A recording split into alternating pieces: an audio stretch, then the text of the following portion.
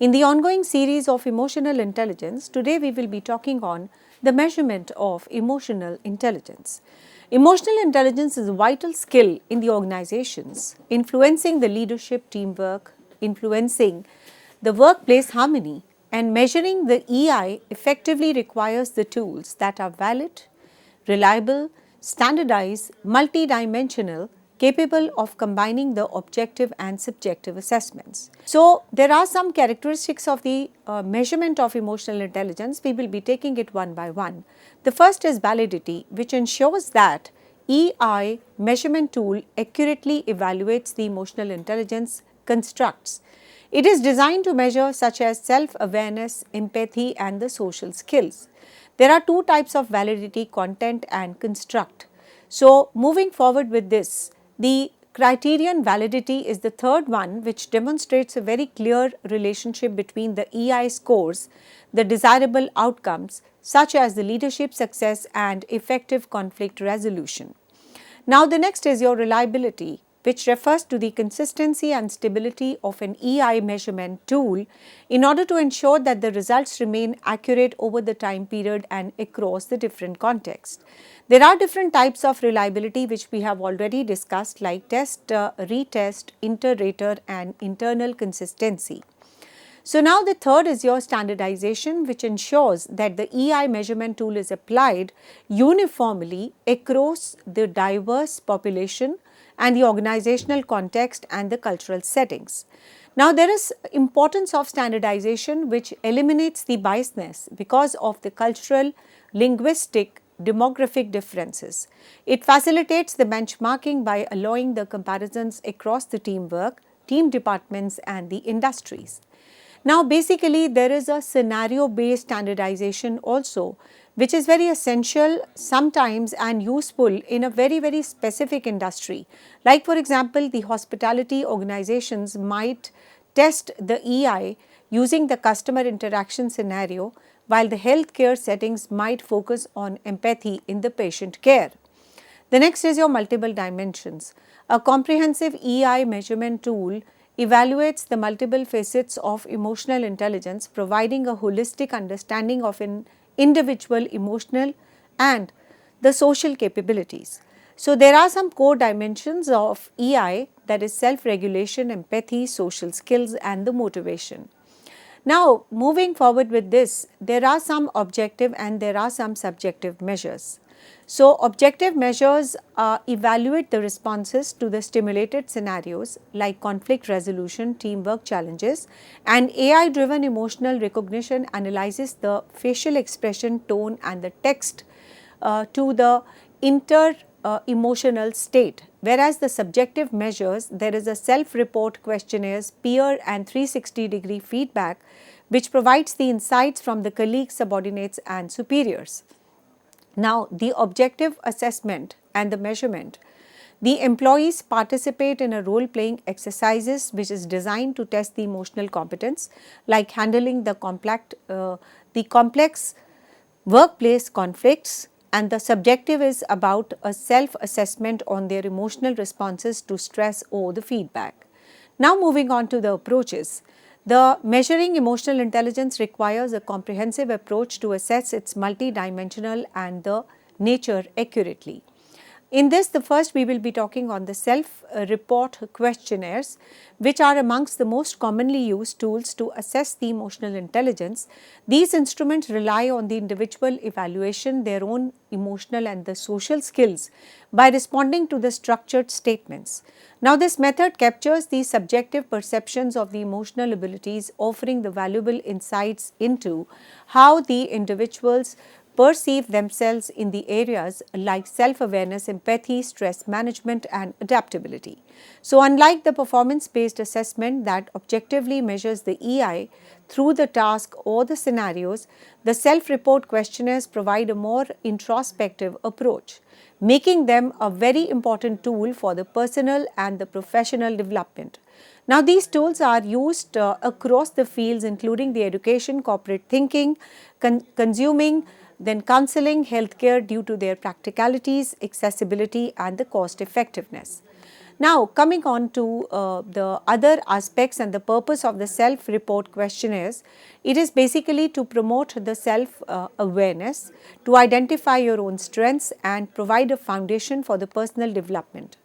Now, moving on to the structure, we have a questionnaire design. It is designed based on the validity and the validated emotional intelligence models, and each item targets a very specific dimension of EI. Then we have a response scale.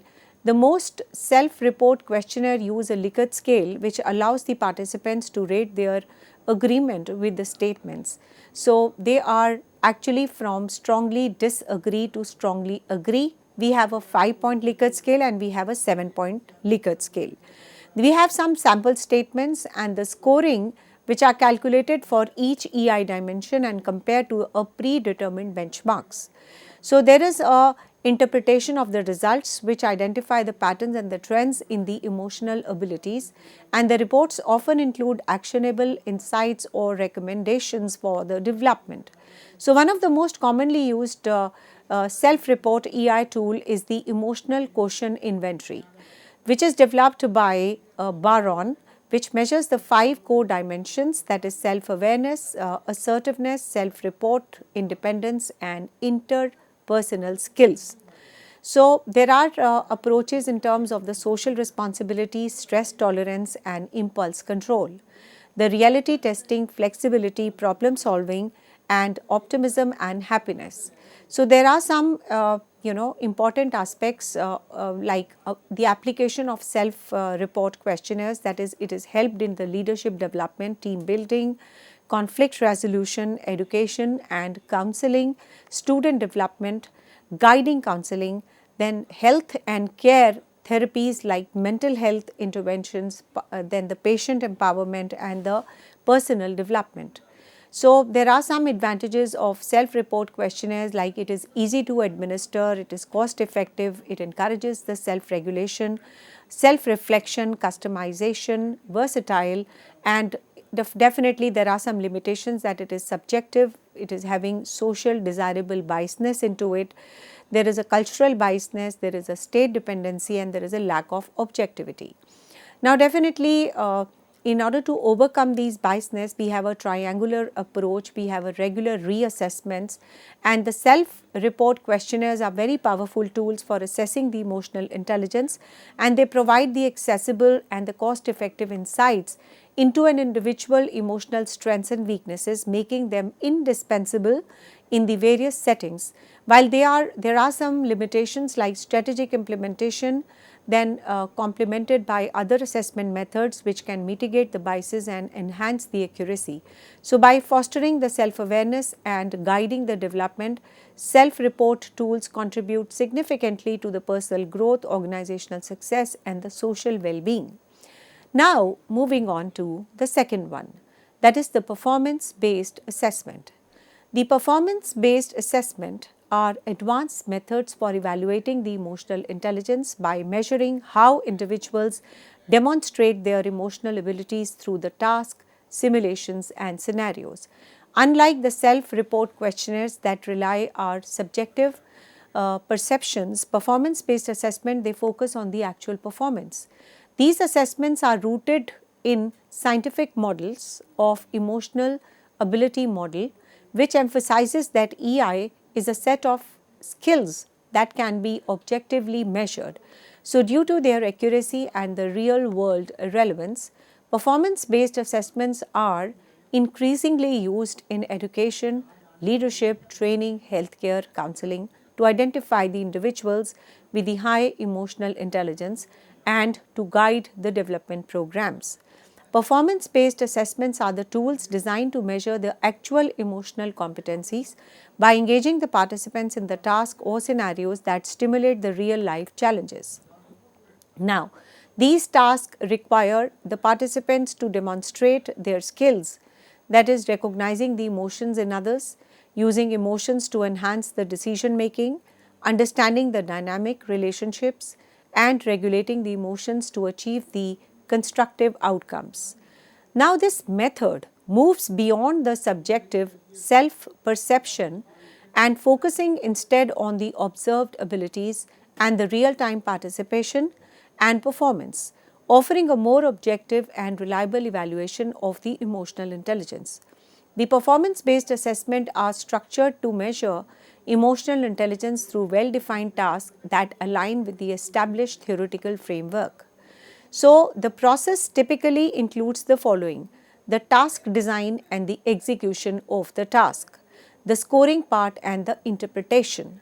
Now, the responses are objectively scored based on the predetermined criteria, often benchmarked against the normative data and the expert evaluation.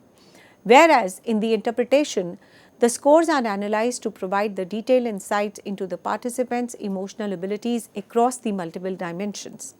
So, there is an example of the Mayer-Solovay-Coram emotional intelligence test. Now, this test is a gold standard for the performance-based EI assessments. In this, there is a perceived emotions, and there is a using emotions, there is an understanding of emotions, and there is a managing of emotions. So, effective response include acknowledging these feelings, offering a support and redirecting the focus on the solutions. Now, basically now we are moving on to the application part of the performance-based assessment. Performance-based assessment are versatile and applicable across the various sectors where the emotional intelligence is essential. So, some of the common applications are workplace leadership development, scenario, assessment tool, outcomes, and of course the healthcare. Then there is a recruitment and selection also, the counseling and therapy also, and the advantages of this particular method of assessment is that it is objective, it is relating to the real life relevance, it is comprehensive, predictive, and the challenges are that it is like time intensive, specialized training, cultural sensitivity, etc., and addressing to the challenges, that is streamlining the process, training the assessors, cultural adaptations, integrity with the other tools. That is, combine the performance based assessment with the self reports or 360-degree feedback for a holistic evaluation of the emotional intelligence. So, hence we can say that the performance based assessment are a gold standard for evaluation of the emotional intelligence, offering an objective and comprehensive measurement of the emotional competencies. Now, these tools provide invaluable insights into how individuals apply emotional skills in the real world situations, making them essential for the industries. Now, where the emotional intelligence plays a critical role, although they come with the challenges such as the time and the resource demands, their accuracy and the predictive validity make them indispensable in the leadership development, healthcare, education, and beyond.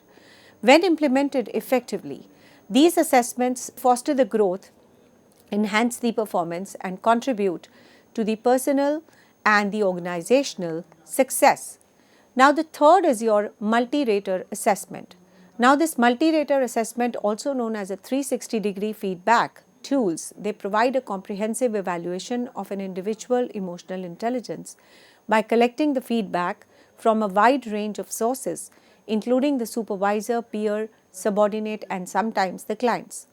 Now, these assessments, they go beyond the self-report to offer a holistic view of how an individual emotional and the social competencies are perceived by those and they interact with the professionally or personally. By interacting the diverse perspective, multi-rater assessments can reveal the discrepancies between an individual's self-perception and how they are experienced by the others. This process is instrumental for the self-awareness, leadership development, team building, and organizational growth. Multi-rater assessments are structured evaluation tools that collect the feedback on the individual emotional intelligence competencies from the multiple stakeholders. Now, these tools, they focus on providing a well-rounded feedback, that is from the supervisor, then from the peers, from the teamwork, from the subordinates, from the empathic point of view, the conflict resolution, and the interpersonal relationships. So, there is an optional feedback from the clients to assess the customer facing emotional intelligence. So, these evaluations are often compared with the individual self-assessment, highlighting the alignment or discrepancy between their self-perception and the external observations. So, there is a key component of the multi-rater assessment, emotional intelligence domains like empathy, teamwork, conflict, leadership, and the interpersonal communication. There is a feedback sources also, that is, it is gathered from the multiple sources to ensure a comprehensive evaluation, then assess the strategic thinking, peer subordinate clients, and the questionnaire design. So, which are used for incorporating the behavioral statement aligned with the emotional intelligence competency, that is Likert scale from 1 to 5, from 1 to 7. Then there is a self-assessment, that is individuals complete the same survey, providing their self-perception of the emotional intelligence competencies. Then there is a feedback consolidation, which is a very important step. The responses are aggregated into a report comparing self-assessment scores, then the scores from evaluators, and the key trends, strengths, and the gaps. The Emotional Competency Inventory, that is ECI, which is developed by the Daniel Goleman and the Richard, is one of the most commonly used multi-rater tools. It evaluates the emotional and the social intelligence across the 4 domains, that is self-awareness, self-management, self-assessment, and the approaches are the organizational awareness, the relationship management, conflict management, etc. Let's take an illustration in this regard. The leadership development for a mid-level manager. A mid-level manager, Rahul, participates in a multi-rater assessment as a part of the leadership development program. Rahul believes that he excels in the teamwork, conflict resolution, but he struggles with the adaptability during the organizational changes. So, the process is that the Rahul supervisor, peers, subordinate completes a survey assessing his emotional intelligence and the competencies. Next is your survey design. That is the statement like the individual listens actively during the discussions, or this individual addresses the team conflict constructively, are rated on a 5-point scale. The open-ended questions captures the qualitative feedback, that is, what is one area where Rahul could improve. So, the self-assessment, Rahul completes the same survey rating himself high in empathy and the teamwork, but lower in adaptability.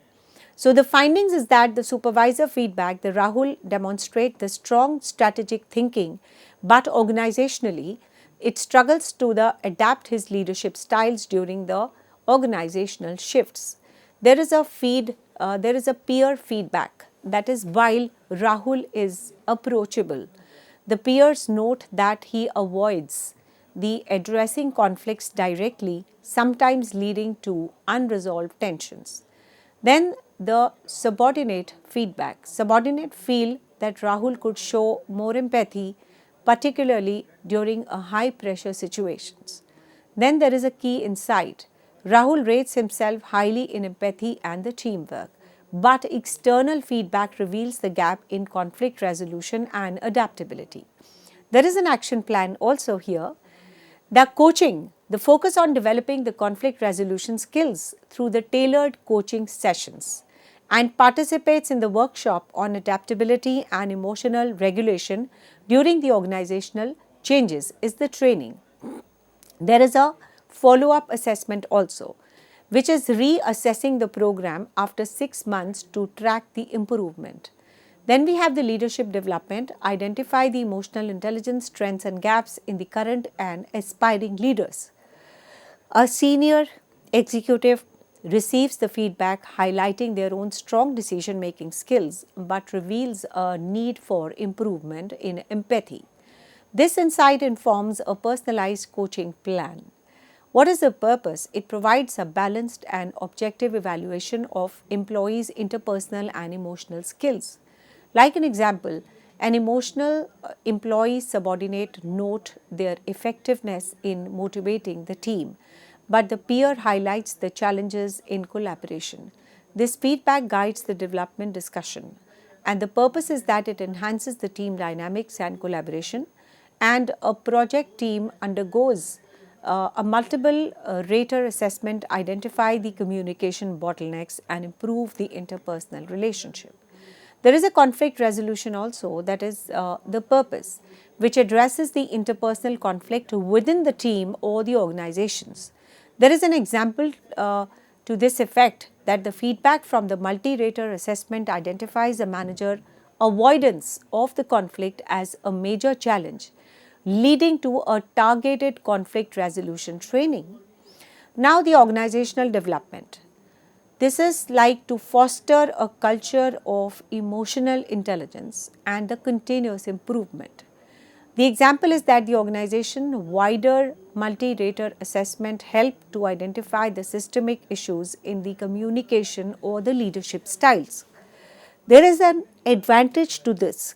It provides the feedback from the multi-rater, multi-viewpoints, ensuring a well-rounded evaluation of the emotional competencies. Then we have to identify the gaps, actionable insights, customization, and improve credibility. When you understand the identifying of the gaps, it highlights the discrepancies between the self-perception and external feedback, fostering a self-awareness. Then we have the actionable insights, which offers a very clear recommendations for the targeted development and the growth. We have customization, that is, it can be tailored to specific organizational goals or individual competencies. Then we have improved credibility, that is feedback from the peers, subordinates, and supervisor enhances credibility and buy-in for the development plans. Now we have the challenges of multi-rater assessment.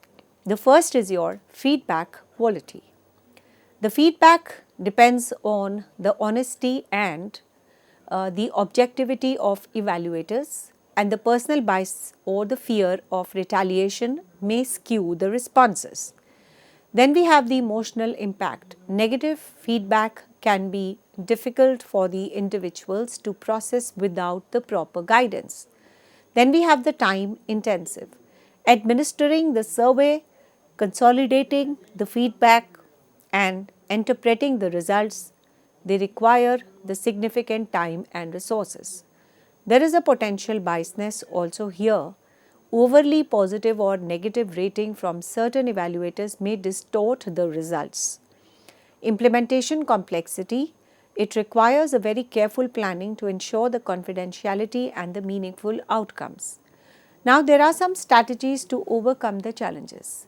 The first is anonymity, facilitated feedback, follow-up coaching, and the regular assessment. The first is your anonymity. It ensures the feedback to anonymous to encourage the honest and unbiased responses.